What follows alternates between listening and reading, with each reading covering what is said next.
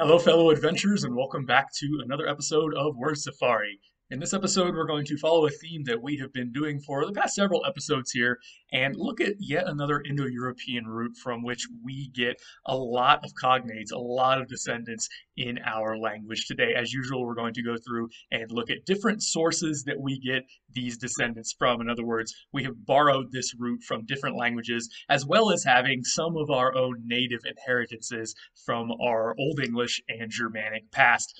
The root we're going to be looking at today is dyeu. I know it's a little bit hard to pronounce, but that's how it would have originally been pronounced in Proto-Indo-European, something like dyeu. However, we've talked about this a little bit. In Indo-European, sometimes you could take the E vowel in the middle of the root out, and it would still be the same root. So if you take the E out of dyeu, you get something like dyeu, and that we spell it differently. We spell it D-I-W today, but that's more of a quirk of our modern spelling system than anything that would have mattered to them. Dyeu and dyeu would have been the same root to them. So we're going to see forms from both dyeu and dyeu throughout this safari. What did this root mean? Well, the basic verbal meaning of this root meant to shine. It has something to do with shininess, shining, but as an adjective, it could mean bright or to be bright. There are different cognates that have something to do with brightness, but fundamentally, if you think about living in, the world of 6,000 plus years ago, and you look around your world, what would be the main bright thing that you would see? They didn't have electrical lighting, they didn't have cell phones and flashlight apps. What did they have? They had sunlight. And to a lesser extent, moonlight and starlight. Where did those things come from? They came from the sky, okay? So when they thought of things that were bright, they thought of the sky. Now, it's also important to note that most ancient cosmologies, in other words, the way that ancient cultures looked at the world, believed that there was not a separate heaven that was beyond the sky. Maybe there was a separate place that was beyond the sky, but it was still part of our world. It wasn't necessarily a spiritual home for the gods or for anybody else. They really thought that if you were up there, like in what we would today call outer space, that was heaven. And so they didn't necessarily have separate words for sky and for heaven. They oftentimes used the same word for what we would call sky and heaven. We might call sky more of the physical thing and heaven more of the spiritual thing, but for them it was really all one place. Even if you kept going further and further into the sky and you eventually got to the home of the gods, that was still the same word. So we can translate this sky or heaven. Either way, it has something to do with that brightness that was going on up there. Now, I probably also don't need to tell you that many ancient cultures associated their gods with brightness, and it's not an accident that they often thought that they lived in the sky, because the sky was the place that was the brightest. Of course, many cultures believed the sun was a god or the moon was a god, but even if your particular culture didn't believe the sun was a god or the moon was a god, you would believe that the gods would be associated with the sky, with heaven in some way.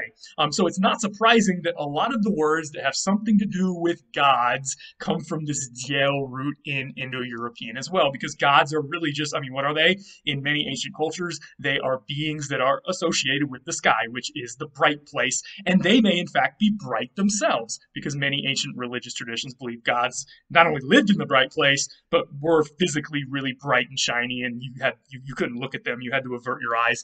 This comes from a lot of ancient cultures as well. So you can see all of these ideas sort of circulating around the dyeu root here, and we're going to see all of them as we explore the dyeu root here today. So let's start with one particular Latin word that gives us a lot of cognates. We've borrowed a lot of things from this word. This is the Latin word dies. It looks like the English word dies, but that's not what it is, and that's not how it's pronounced. It was pronounced dies. It was the regular Latin word for day, and it totally just comes from the dyeu root, and you can see the connection pretty easily. It was the regular word for day, and of course, what is a day? It's the time that it takes the sun to make as they thought, one full rotation around the Earth. Today, we know it's the Earth that's, of course, rotating and the sun is staying still. But they didn't know that, or at least many cultures didn't know that in very early times. So the day is the amount of time it takes the sun to make one full rotation, right? So, of course, you watch the sky to know when the day is beginning and ending, so you can see why words for day would come from this root that has something to do with brightness and something to do with the sky. But we've gotten a lot of words from this Latin word, dies. We've gotten this phrase straight out of Latin. We didn't even change it at all. We just stole it straight out of Latin. If you have a per diem account, per diem is the Latin phrase that just means per day. You can see the per there. Diem is day. there you go. If you have a per diem account, it has something to do with, you're being paid per day for certain expenses you might have. We stole that straight out of Latin because I guess we didn't feel like making our own phrase, but it sounds fancy, so we keep using it. What are some other words we got out of Latin from Deuse? We got the word diary, and of course, this is probably not too much of a surprise to you if you think about it. Why would the word diary come from Deuse? It comes from the Latin adjective diarium, which is an adjective built off of the noun dies. Diarium just means daily or something that you do daily, a daily thing, basically. So a diary, a diarium, would just be like a daily record of events. It's something you write down every day. You write in your diary maybe every night and record whatever happens. So that kind of makes sense that diary just means daily thing. Interestingly, we also get the word dial. This one's a little bit harder to trace, but let's go ahead and trace it. Dial comes from another Latin word that is connected to dies, and this Latin word is dialis. Another similar adjective that means daily or concerning the day or pertaining to the day or something like that. Our word dial came into English via sundials. A sundial is literally just a sun daily tracker. That's what the dial part originally meant. It was the daily tracker of the sun. You would use the sundial to watch the shadow creep across it and know where the sun is in the sky without having to stare at it. And you would even know what time it was based on, of course, where the shadow is on the sundial. That was all a dial originally meant. Now, this is a good example of semantic drift, where a word can originally mean one thing and end up in a very different place in a particular lexicon. So this word originally meant daily, and it makes sense in the context of sundial. But then people started using the word dial to mean any kind of round thing, like a sundial is round, right? Any kind of round thing could be a dial, and so dial ultimately came to just mean a round thing. Then we sort of used it for things like phones. Rotary phones, of course, originally had dials with numbers all around them, kind of like a sundial. So you can see how somebody would have taken this word that originally meant day, then came to mean round thing, and applied it to a rotary phone. And then it became a verb that has nothing to do with the sun, nothing to do with brightness.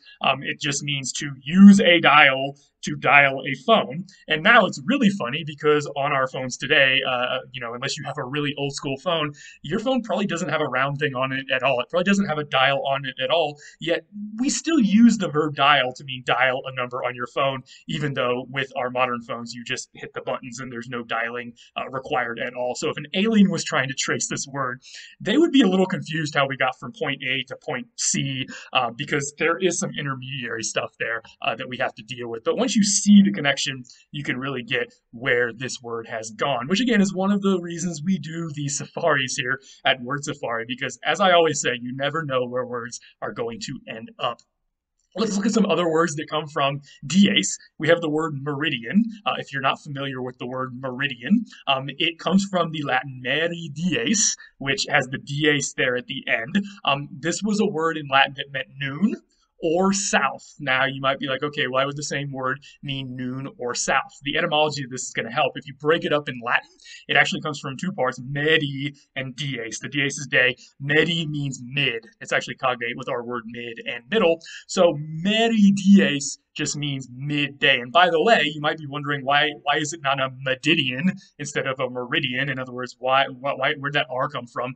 This is actually a process called dissimilation. We've been talking a lot about assimilation on this channel. I'll put a link up here to the Safari when we talk about assimilation. But dissimilation is also a process that happens every once in a while in languages where two sounds that are very similar to each other become less like each other, or at least one of them becomes less like the other because they're hard to say at the same time. So this word was originally medi dies, and I guess it sounds like you're stuttering or it's hard to say the two D's at once. And so what happened is the first D changed to an R in Latin to dissimilate and make it easier to say the word. That's all that happened. It's the opposite of assimilation.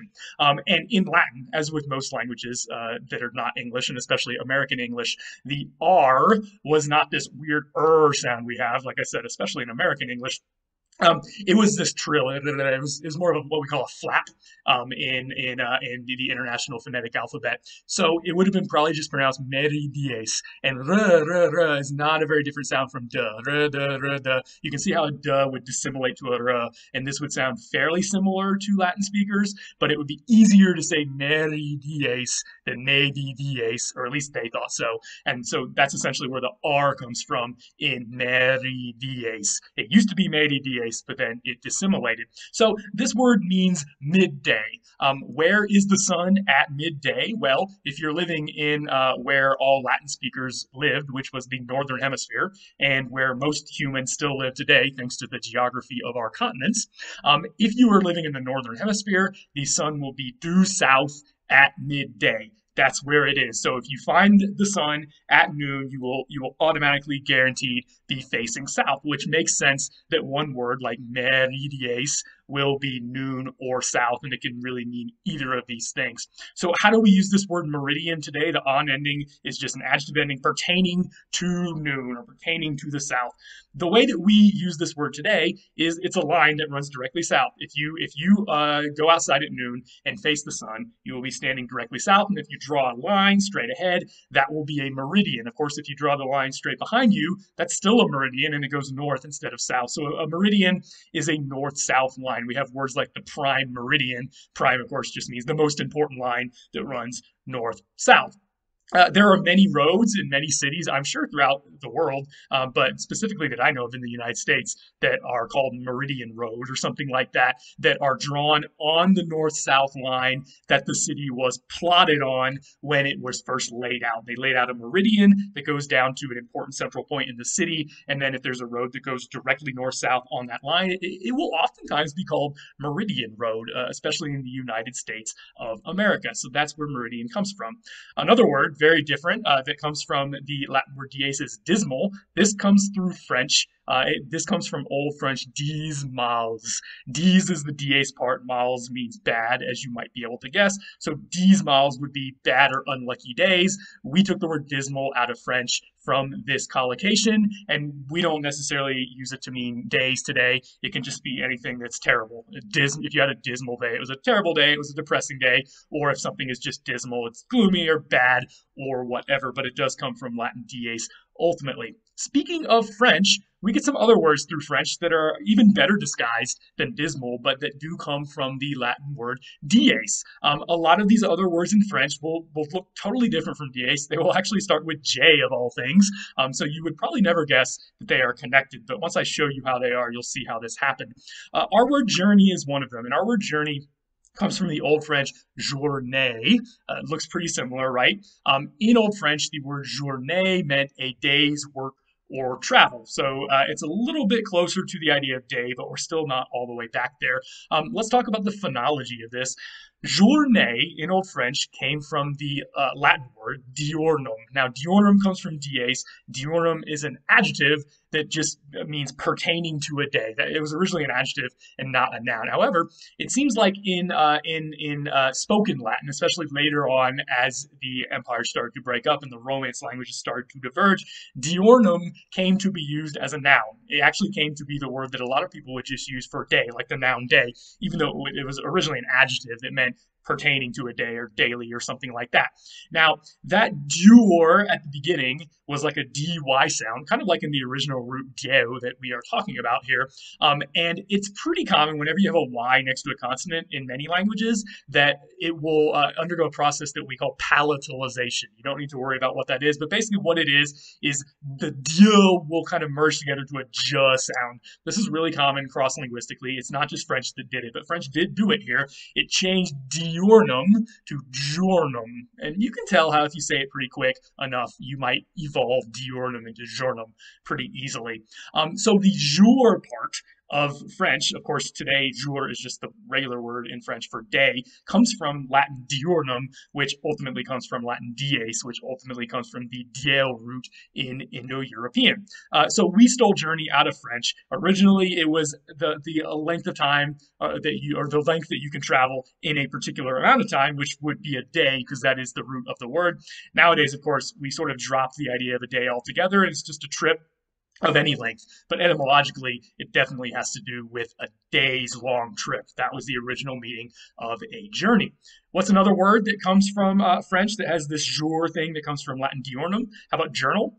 This one is pretty transparent, of course. It comes from the Old French journal, which is a day or a day's work. And of course, the way we use it today is very much like diary. Diary and journal are kind of long-lost cousins because they both mean something fairly similar. I mean, they're not exactly the same word in English. A diary might be a little bit different from a journal, but either way, they have that idea of daily sort of baked into the etymology of where those words come from. They both come from Latin dies. Let's keep going and look at a couple of other cognates from French that have this jour thing going on. These are both verbs. How about the verb adjourn? If you adjourn, it comes from the Old French ajourner, to meet at an appointed time. And of course, that is going to come from a Latin form that doesn't have a J, but has a dyeu in it, because the palatalization happened as we discussed.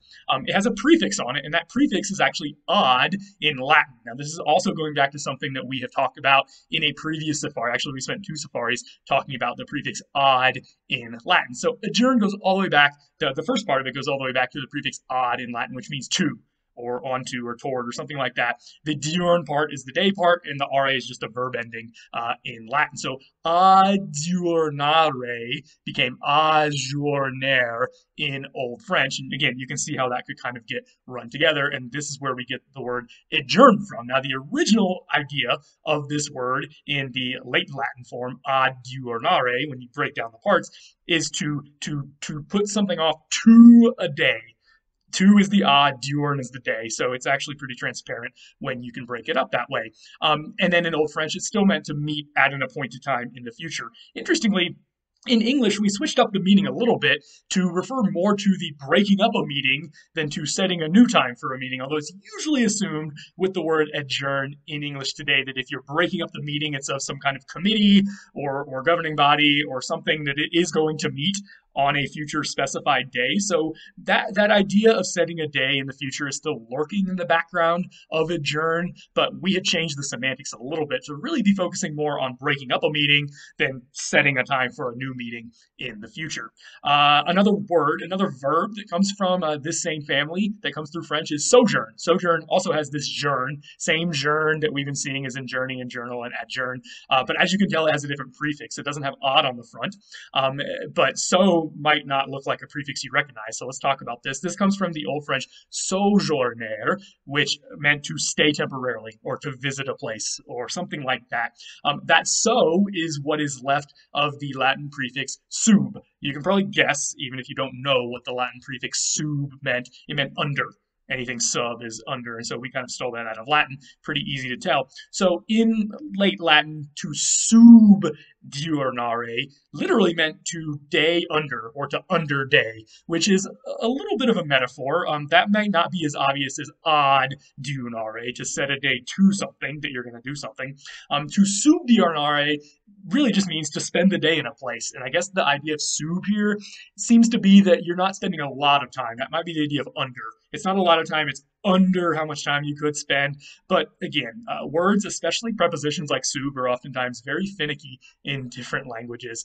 So you oftentimes get a lot of these idiomatic meanings. That's what's going on here with subdiurnare. Of course, we have taken sojourn into English, and we still have some of those same ideas there that are at the bottom of the word sojourn. It doesn't necessarily mean to just spend a day in a place anymore, but it definitely has the connotation of not being a permanent resident. If you were living in a place, you probably wouldn't say you're sojourning there unless it's a temporary visit or a temporary home that you are just sojourning in a town for a little while and you know you're going to leave eventually. It's not a permanent home for you. So a lot of the semantics of the late Latin subdiurnare have actually survived into the modern English word sojourn. Let's switch tracks here. So we've talked about a lot of words that come from the Latin word dies, but there's another very important Latin word that also comes from the dyeu root that has something to do with brightness and something to do with the sky, and that is the Latin word deus, which is the regular word for God. Of course, I haven't capitalized it because, as you probably know, the Romans were mostly polytheists, so we're talking about any god that they believed in Roman mythology, Greek mythology, or any other mythology could be considered a deus. It was not a proper name, and it wouldn't be capitalized. Although, if you were talking about the Jewish or Christian God, you would capitalize it and it would be singular. Okay, what are some words that we get from the Latin word deus? Here's a phrase that we, again, just stole straight out of Latin. We didn't change it, didn't come through French or anything. That is deus ex machina. What is a deus ex machina? Literally, it's a god from a machine. This goes all the way back to Greek theater, where of course, sometimes there would be a god that would show up on stage to do something. And a lot of times they would use a machine, which was basically like a moving crane kind of thing with a little balcony, and somebody might be up there playing the god, doing something coming from above, of course. And the reason we use this term the way we do, we of course use it as a sort of literary trope or plot device that gets somebody out of trouble in kind of a magical and maybe sometimes unbelievable way. Oftentimes the god would show up and resolve a plot line that otherwise couldn't have been resolved in a particular Greek tragedy or comedy. That's where we get the idea of Deus ex machina in the modern sense of how we use it. But it does go all the way back to Greek tragedy and then sometimes Greek comedy, because the Greek comedians do play around with this as well. So that's a Deus ex machina, and the Deus is right there. It just comes straight from Latin. What are some other words that we get from Latin Deus? Of course, we get deity. Deity comes from this. It comes through Old French deité, which just means a divine spirit or a god or God. And it comes from this Latin word deitas, which was originally not a noun that meant God, but it was actually divine nature. If you were talking about the divine nature of God, you would talk about his deitas. But then it kind of got, changed a little bit semantically to just mean God or the Godhead or something like that. So that's where we get the word deity from. How about the word deify? The word deify also comes from this, of course, comes through Old French from the verb deifier, which just means to deify.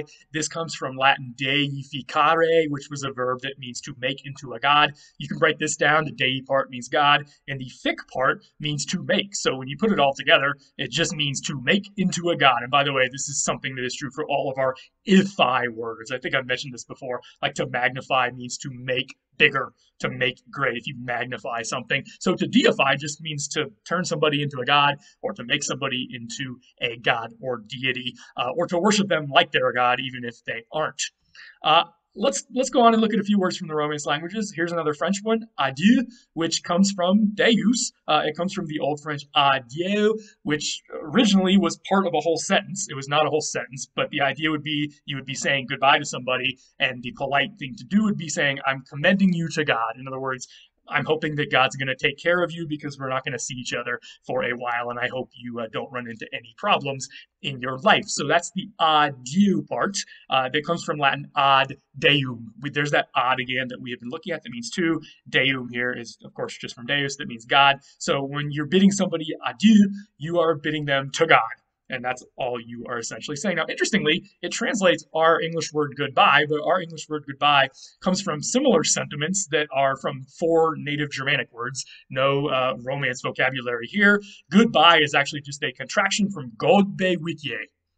Let me say that again. God be with ye, which would have been how this would have sounded in Middle English, probably, before the Great Vowel Shift. If you run God be with ye together, God be with ye, go be, goodbye, you can see how that would actually just run together to goodbye. And so when you say goodbye, you're actually saying something very similar to the French adieu. It's not that different. And similarly, when we go to Spanish, adios. Adios just comes from earlier Spanish, 2 words, Deus, which also comes from ad deum in Latin. It's the exact same etymology as the French term here. So French, Spanish, and English have all used pretty similar phrases actually to come up with words that basically mean goodbye. So that's interesting. Let's talk about some other words. Let's talk about some div words from Latin. We've talked about dies and deus. I mentioned that this root can show up as dieu, not just dieu, but dieu if you take the e out, and that's basically what's going on here. The v in Latin is always a w sound, so even though we say div, the Romans would have said dieu if they saw the letters div in succession. We get the word divine from the Old French divine, which in turn comes from Latin divinus. Again, they would have pronounced their V's like a W. So the Latin divinus is just the dieu form of the dyeu root. Still the same root. Divinus just means divine, basically. It means pertaining to a god. You can break it up because the dyeu part means God and the in part means pertaining to. So that makes sense. And again, we get our word divine straight from that through French, however, although French hasn't really changed it very much in this particular case. Of course, when we use the word divine today, we don't necessarily mean pertaining to a god, which was the original meaning. Sometimes we do. If something is divine, like the divine will, it would be the will of God. A divinity school is a school that studies God or religion. But a lot of times, if you just say this dessert is divine, you probably don't mean it has anything to do with God. You just mean that it's excellent in some way. What's another word that has div in it that comes from this Latin form of the root? How about diva? Diva actually comes from this through Italian, not French in this case, just from the Italian word diva, which means goddess or female celebrity. So you can see how a word that originally meant goddess in Latin, diva, would come to mean any woman who seems like a goddess in the culture, even if she's not literally a goddess. Let's talk about some specific gods. We're going to kind of round out the safari by looking at some specific names of gods that come from this particular root. We're going to start with Diana. Now, this comes from the Latin Diana. That's how they would have pronounced it, of course. And this was a proper name. Notice I've capitalized it. If you know about the Roman pantheon, you know that this was a proper name of a particular goddess, but her name actually has a meaning. It's not a very complicated meaning. It just means the shining one or the divine one. I mean, you could really translate it either way, and they both make sense because she is divine, because she is a goddess, but she's also associated with the sky and with shining because, among other things, she is the goddess of the moon. She is associated with the Greek Artemis, so if you know Greek mythology, you may know her better as Artemis. Artemis and Diana are usually associated with each other, but Diana was the native Roman term for this goddess, and of course, we've gotten the proper name Diana from this particular goddess. Now we're going to get a little bit more interesting. Let's dig a little bit deeper. Again, Diana is easier because you got the D right there, and her name was probably originally Diuana with a D there that later dropped out. But now we're going to get a little more interesting. Can you think of any other gods' names in the Roman or the Greek pantheon that may be connected to this root? Here's a big one that is disguised a little bit, and I'm going to have to walk you through how we get from point A to point B. So Zeus, or as the Greeks called him, Zeus, totally comes from the root dyeu. But again, his name is disguised because it starts with a Z or a zeta, and the dy part seems to be totally gone. What happened here? Well, actually, there's some palatalization, just like in French, where the word diurnum became jour, and the D and the Y sort of meld together to form a je sound. Something similar happened in the history of Greek, where the D and the Y came together to form a z sound, and the zeta in ancient Greek would have actually been more of a z sound. It wasn't just a Z like today. It was more like a DZ sound. Sometimes a ZD sound if they flip the order of those two letters. But either way, it comes from a palatalization of Deuse, which is obviously from the dyeu root. It's just got an ending there. So Zeus is literally the dyeu root embodied. He is the ultimate dyeu root guy. You can actually see the dyeu root a little bit better in other forms of his name. Greek is an inflected language, and the nouns have different forms based on whether they're the object of the sentence or the subject of the sentence, or whether they're possessive. So if we look at other forms of the name Zeus, if you want to say Zeus's thunderbolt, you would actually say Dios. You would not say Zeus, you would say Deuse, and the D is still there, and it's spelled with a delta there in Greek. And the other forms all have a D there at the beginning as well. So palatalization really only takes place in one form of his name. It just happens to be the most important form of his name, and that's the one that we cite him as everywhere. So we call him Zeus, we don't call him Dios. But if you were an ancient Greek, you would have called him Zeus and Dios, depending on what he was doing in the sentence grammatically. So what does the name of Zeus literally mean? Again, it just comes straight from this root dyeu. Once you solve that little issue of palatalization, it's straight from it. There's not even any real difference there. So his name could be translated sky guy. He is the ultimate sky guy, and that's what the name Zeus means. It has a pretty transparent Indo-European etymology. Of course, you could call him the brightness guy because this root means bright. So there are a number of different things you could do with his name, but it really means sky guy. That's the fundamental meaning. Sky guy, brightness guy, divine guy, God guy. All of those make some sense here. Okay, what about the ultimate Roman god? As you probably know, the equivalent of Zeus in the Roman pantheon is Jupiter, or as the Romans would have spelled it and pronounced it, Jupiter, with an I there. That's not an L, that's an I, Jupiter. J's are actually a pretty late letter invention if you know about the history of the alphabet, which, by the way, might be another good topic for a future safari. So they wrote it with an I and they pronounced it like a Y, Jupiter. They did not have the sound J in Latin at all, certainly not classical Latin. Jupiter actually just comes from an older form in Latin, Jupiter, which in turn was actually two words smashed together. It was not one word. So Jupiter's name actually comes from the dyeu root, that's the first part, plus pater. Now, you probably know what pater means in words like paternal and paternity and things like that. Pater is just the regular word for father. So, what does du pater mean? Sky Father. His name literally just means Sky Father. So, just like Zeus means sky guy or divine guy or brightness guy or God guy, Jupiter just means Sky Father or Brightness Father or Godfather. Godfather, maybe not in that sense, but you get the point, okay? He's the father of the gods and mortals. That's essentially what Jupiter is, just like Zeus in the Greek pantheon. Just like in the forms of Zeus that we looked at, where I dragged you through some Greek grammar practice, whether you wanted it or not, I'm going to drag you through a little bit of Latin grammar practice here. Other forms of the name of Jupiter look more like the dyeu root because they're not actually compounded with the pater part at all. So if you wanted to say Jupiter's thunderbolt, you would say Jovis. That's Iovis, Jovis. Yo is just from Joe. The D fell off because I guess they found it hard to say. So Jovis, Yoe, Yoem, Yoe. These are all normal forms of Jupiter that you would use on a daily basis if you were speaking classical Latin.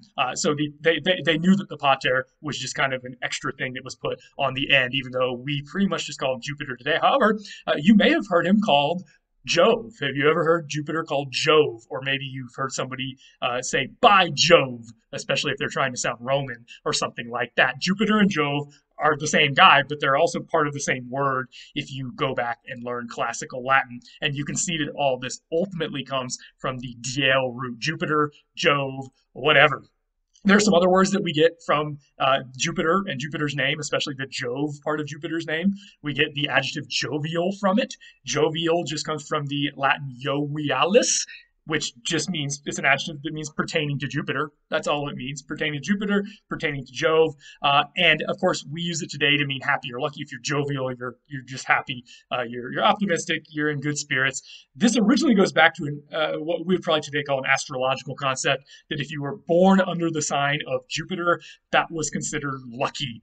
You would have a fortunate, happy, lucky life. And that is where we get our modern word jovial from, and specifically the meaning that means happy or lucky. Of course, if you were Jove or Jupiter or Zeus and you were the king of the cosmos, you would probably be pretty happy too.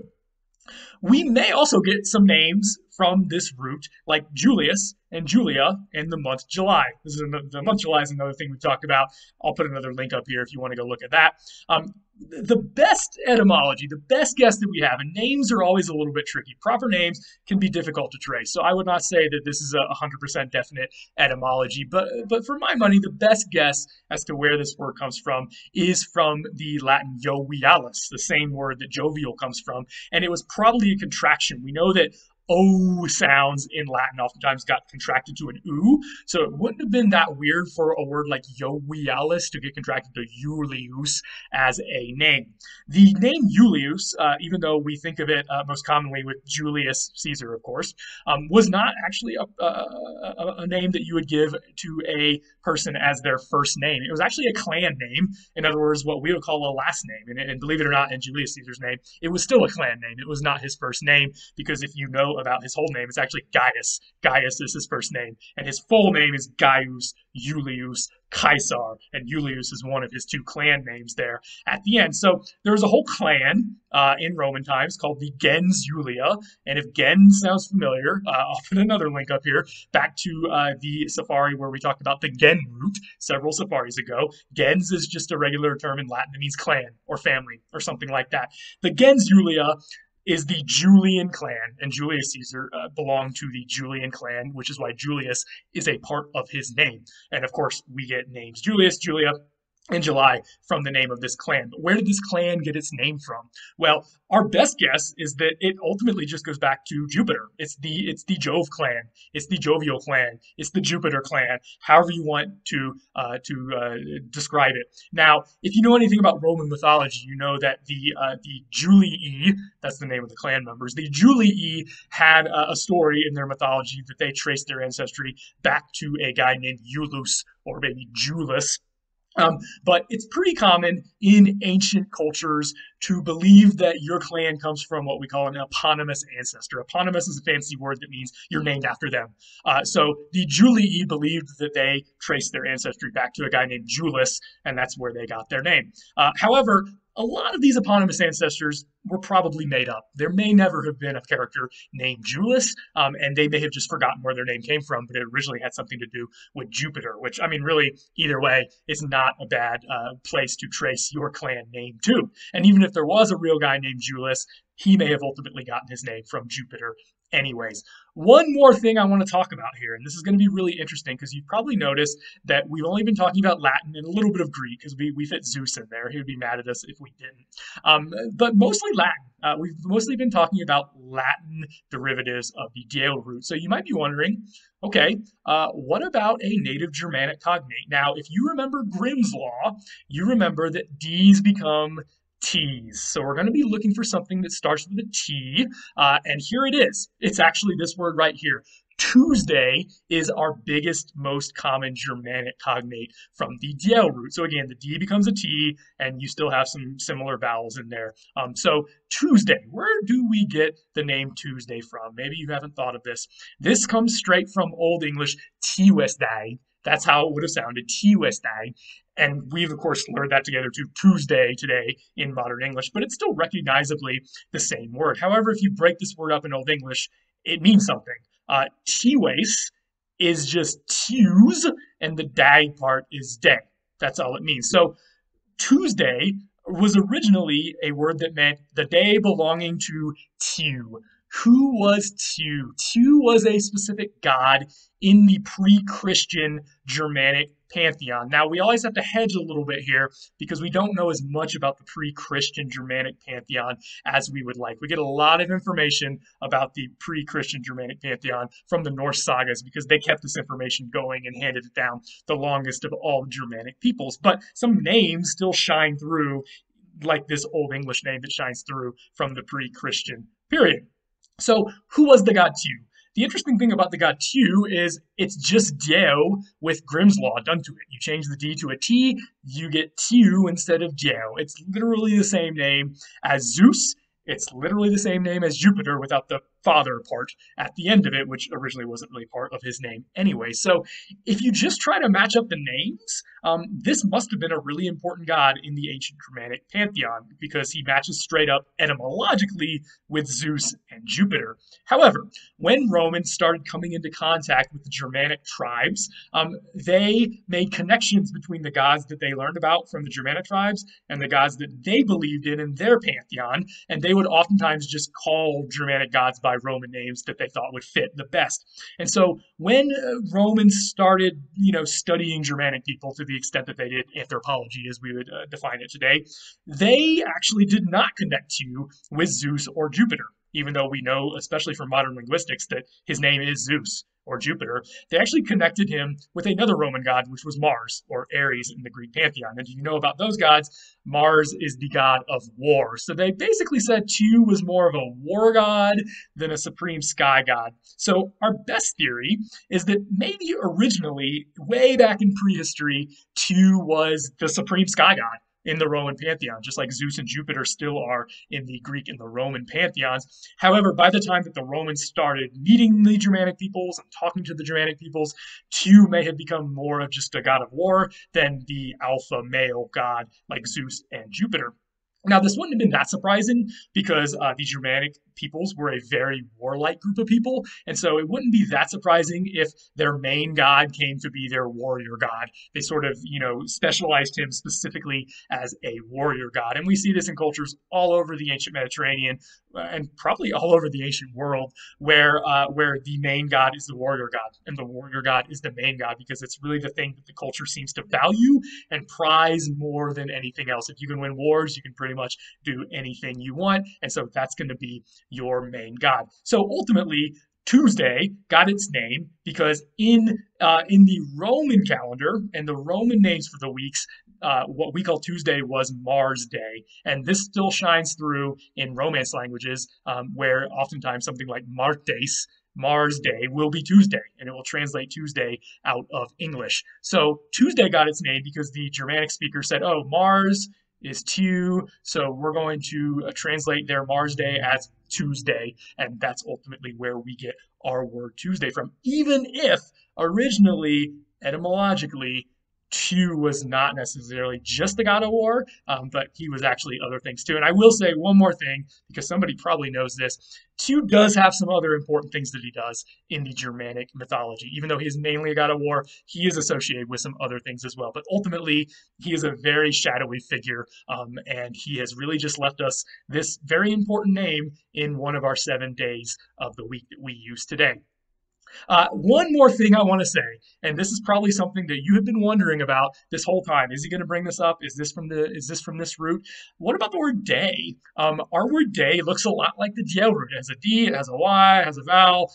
So the natural thing is to think that our word day is connected to and cognate with the Indo-European root dyeu. I remember before I learned linguistics, when I just knew English, I was learning Latin and Spanish and other languages, and I learned dies in Latin and I learned dia in Spanish, and I was like, well, dia must be cognate with day because they both mean day and they look really similar.